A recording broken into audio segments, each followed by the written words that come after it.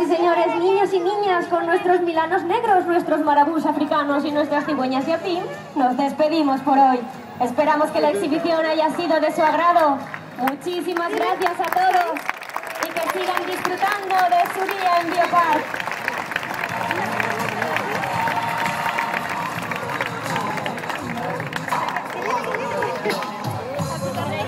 Les agradecemos muchísimo a todos su colaboración, sin la cual no nos sería posible llevar a buen término la exhibición.